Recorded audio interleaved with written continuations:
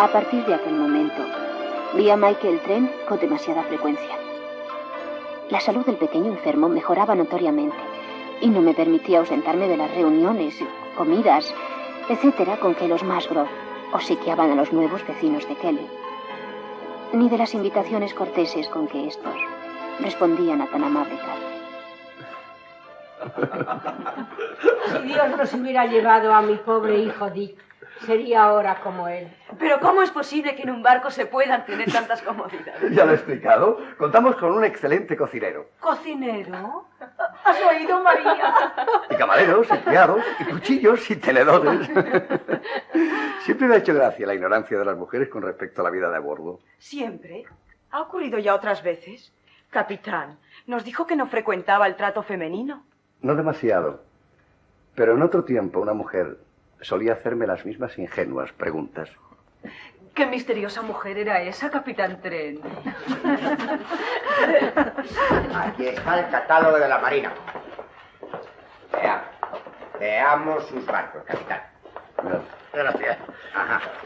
El primero fue el Astrid. Veamos. No lo encontrará ahí. Está ya destruido. Fui yo su último capitán. Ya en muy mal estado lo mandé en las Indias Occidentales. Pero es posible que con un barco viejo... En el almirantazgo se entretienen enviando al mar cientos de hombres en un barco inservible. Disponen de tanta gente que es innecesario seleccionar la que menos importa que se ahogue. Estos muchachos no saben lo que dicen. En su tiempo no hubo mejor bergantín que el Aspid. Fuiste un hombre afortunado al toparte con semejante barco tan pronto. Sobre todo no dejando a nadie detrás de ti. Bendije mi suerte, almirante. Se lo aseguro. Aquel destino fue para mí casi la salvación. Tenía yo entonces un gran deseo de ir al mar. Un gran deseo. ¿Una historia de amor desgraciado? Necesitaba ocuparme de algo. Y lo llevaste a cabo, en efecto. ¿Qué hacía un muchacho como tú en tierra ya casi medio año? Perdiendo el tiempo en casa de tu hermano el párroco. Un marino que no tiene mujer necesita volver al agua enseguida. Así lo hice, almirante. Llegué a mi barco con impaciencia, convencido de que nos hundiríamos los dos o de que en él me haría un hombre. Aquello debía de ser por el... 1806. Lo supongo porque era poco después de irse usted de Montfort. Efectivamente, en 1806. En aquel tiempo tenía yo grandes prisas por hacer fortuna. Y la suerte me favoreció. Después de capturar bastantes piratas para entretenerme, regresaba a la patria cuando me encontré con la rica fragata francesa que tanto anhelaba. Bueno, creo que les estoy aburriendo con mis historias. Al contrario. Bien, en ese caso continúo. Una vez capturada la presa, la arrastré hasta Plymouth.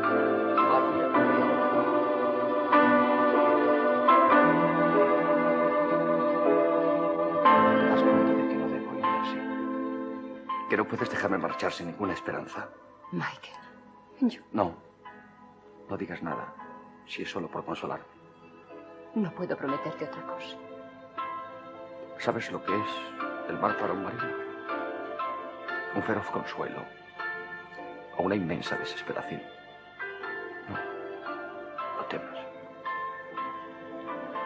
Quisiera poder decirte que voy a buscar la muerte, que tu rechazo me hace odiar la vida.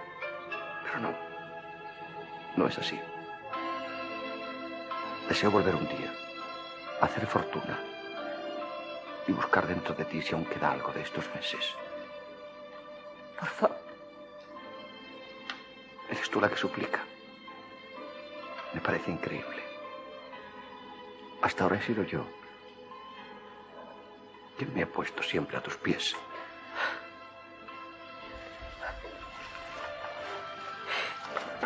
No basta. Lo sé. No es bastante. He querido decir... Te he comprendido. Me es imposible luchar contra tu padre. Tu apellido y tus privilegios. Sois toda la historia de Inglaterra. ¿Y quién soy yo? Un pobre marino en espera de barco. No se trata de eso. ¿De qué entonces? Ana. Ana, por favor. Tú me quieres. Sé que me quieres. Contéstame.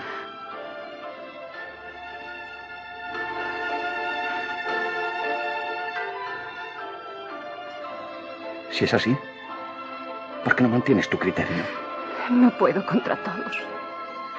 Tu padre. Y la señora Russell. Y mi hermana Isabel. Todos. No es imposible. No puedo. No puedo. De haber seguido mi impulso 24 horas más tarde, yo hubiera sido un bizarro capitán Tren en un suelto de un periódico. Y nadie se hubiera acordado de mí por haber muerto en un simple bergantín. Ana, ¿te encuentras mal? ¿Qué te pasa? ¿Qué tienes? Por favor, no es nada. Un poco de aire fresco me sentará bien. No quiero interrumpir. Te acompañaré.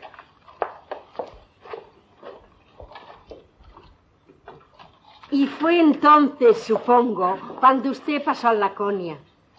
Sí, fue entonces. Y allí conoció a nuestro hijo Dick. ¿No es eso, Capitán Tren? El capitán Tren podía considerar Kelling Hall como su propia casa y permanecer allí todo el tiempo que quisiera, entre las paternales atenciones del almirante y su mujer. Pronto se habituó a la visita casi diaria a Uppercross, pues los Musgrove se mostraban tan deseosos de invitarle como él de acudir. La soltería de Michael Tren y la existencia de las dos señoritas Musgrove provocaba naturalmente variados comentarios y proyectos. Yo misma dudaba cuál de ambas hermanas prefería el capitán. Luisa era quizá más linda. Enriqueta tenía más entendimiento. Pero ahora yo ignoraba si ejercían en él más atractivo los caracteres dulces o los enérgicos. Desde luego, sería una gran suerte para Luisa y para todos. ¿Luisa? Claro. ¿Quién si no? Yo opino que el capitán Tren siente preferencia por Enriqueta. Enriqueta está prometida. Informalmente, eso sí. Pero prometida al primo Hayter. Ay, Tomás Hayter. No sé qué veis en ese hombre. Por favor, María. Es de mi familia. Además, apenas lo conoces. Existe una gran diferencia entre los Hayter y los Musgrove. Ya. Ellos han sido siempre los parientes, digamos, pobres de la familia. Aunque hoy su fortuna es muy superior a la nuestra. Su estilo de vida es campesino. Ay, lo sé. No los disculpes. Siguen resultándome vulgares. Como quieras, María. Como quieras. Pero te recuerdo que este no era el tema de la conversación, sino el capitán Tren. ¿Sabes que me dijo que en la última guerra ha ganado nada menos que 20.000 libras? Pero eso es toda una fortuna. Considerable. Y no será la última. Esperemos a ver qué hace cuando empiece la próxima. Yo estoy seguro de que se va a distinguir como oficial de la Armada. De verdad te digo que sería un buen partido para cualquiera de mis dos hermanas. Por supuesto que sí.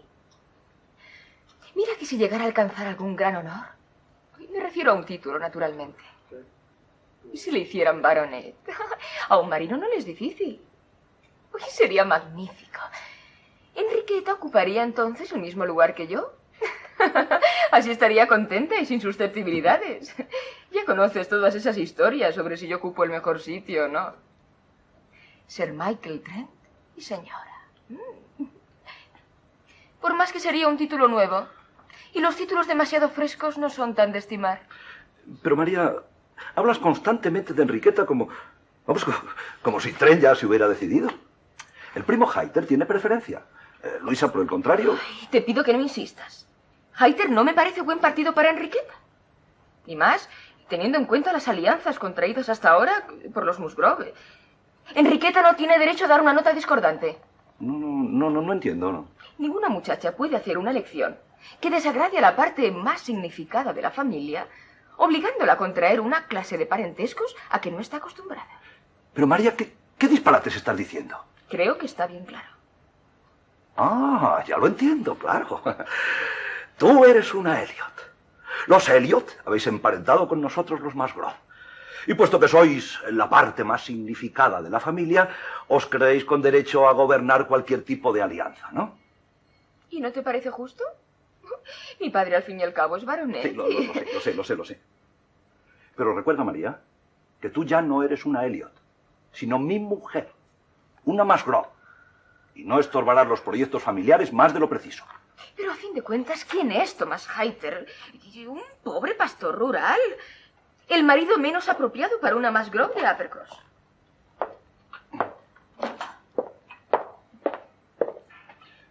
No, María, no es así de sencillo, ¿no?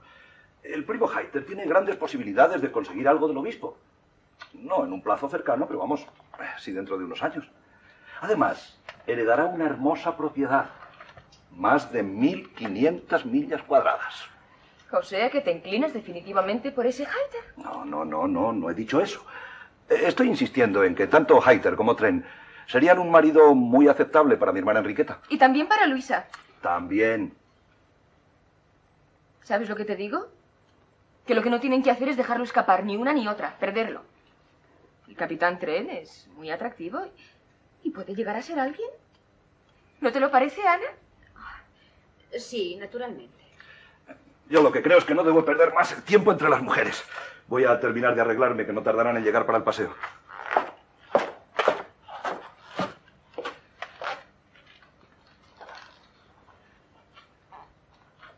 ¿Quiénes no tardarán en llegar? Todos. ¿Qué más da? Diga lo que diga Carlos, sería chocante ver a Enriqueta casada con el primo Thomas Hayter. Sería mala cosa para ella y aún para mí.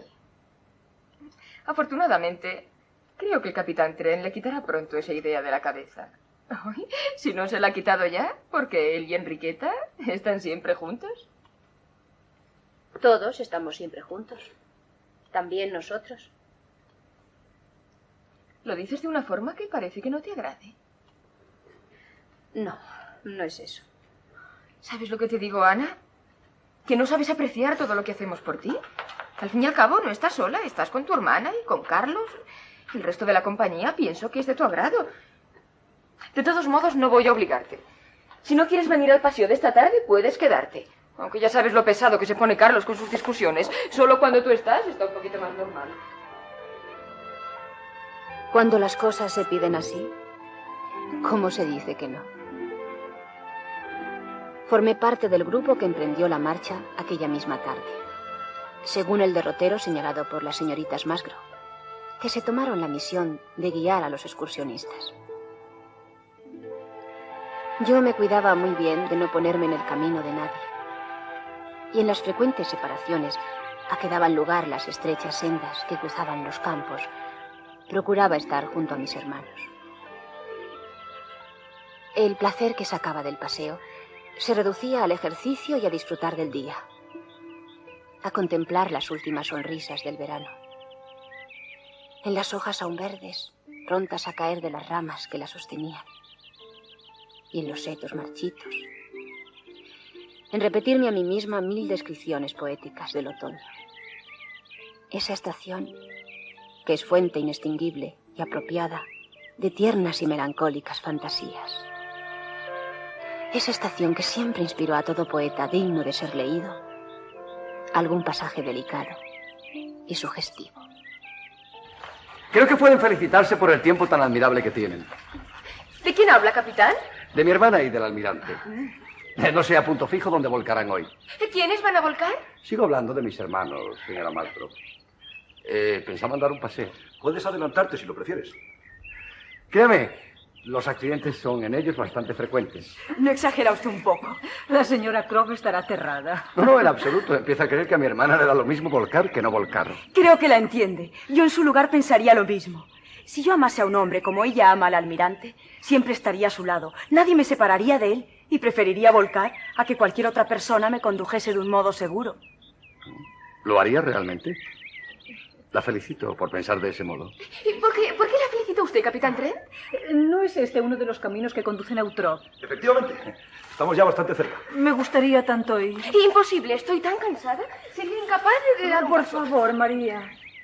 Tú puedes quedarte si se te antoja. Los demás seguiremos hasta allí. Y no sé qué interés tenéis. En Utrop vive el señor Hayter. El primo Hayter, Thomas Hayter, de quien ya le he hablado. Uno de esos parientes con los que una se encuentra. María, por Dios. No he dicho nada especial, simplemente que no me agrade. ¿No pensaréis dejarme aquí abandonada? No será preciso. Yo me quedaré contigo. A mí tampoco me apetece andar. En ese caso, y puesto que María no se queda sola, ¿podemos partir? Adelante. La verdad, no me parece bien que te sacrifiques por tu hermana. No es sacrificio. Estoy cansada. Id vosotros. ¿Está bien? Gracias, Hasta luego, Ana. entonces.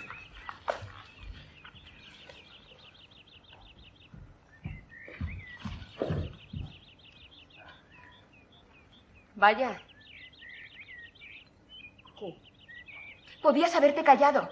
Así han aprovechado enseguida que tú te quedas y... Sí.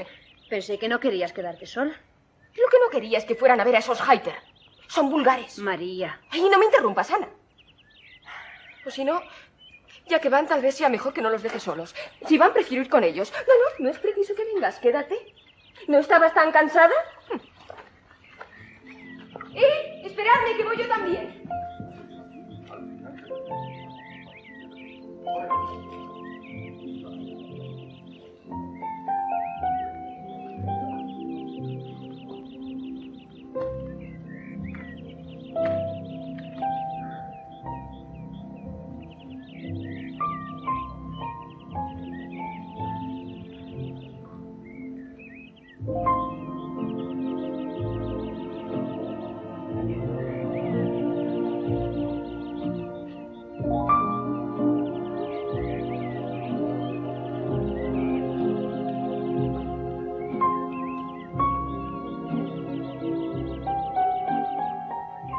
He insistido en ir. ¿Por qué iba yo a renunciar a la visita por semejante opinión? No, a mí no se me convence tan fácilmente. Cuando tomo una decisión la llevo a cabo. Ya ha visto usted que Enriqueta estaba presta a ceder por rendirse a una complacencia estúpida.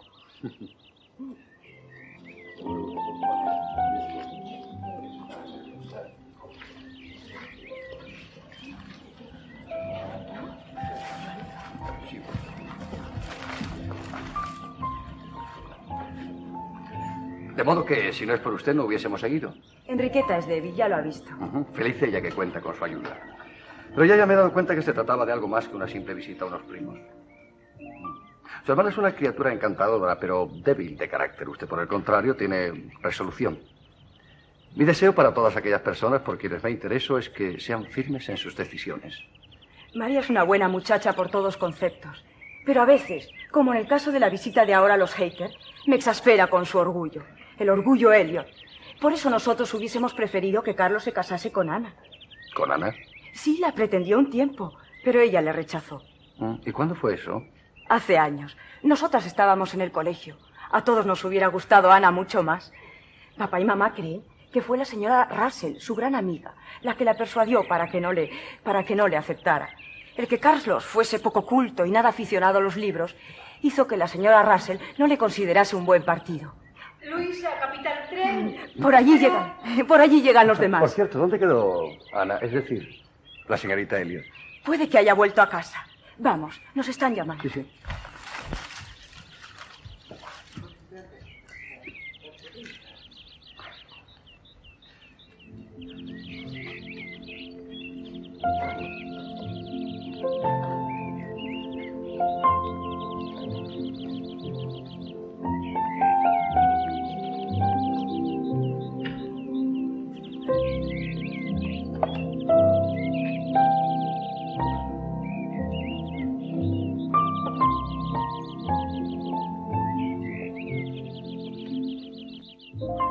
Había tenido ocasión de comprobar la opinión que de mi carácter tenía el capitán. Y el sentimiento de interés y de curiosidad que respecto a mí había revelado Michael Trent. Era natural que me produjese honda agitación. Sentí algún alivio cuando me uní a los demás de la partida y reemprendimos la vuelta. Necesitaba soledad y silencio, lo que pude conseguir en medio de una numerosa compañía. Todo parecía ya señalar a Luisa como adscripta al capitán Trent. Era lo más natural. Y tanto cuando el camino obligaba a dividirse en grupos, como cuando no obligaba, iban los dos siempre juntos. mis esperanzas morían. Si es que aún estaban vivas. Si Michael sentía algo por mí, ya no era amor.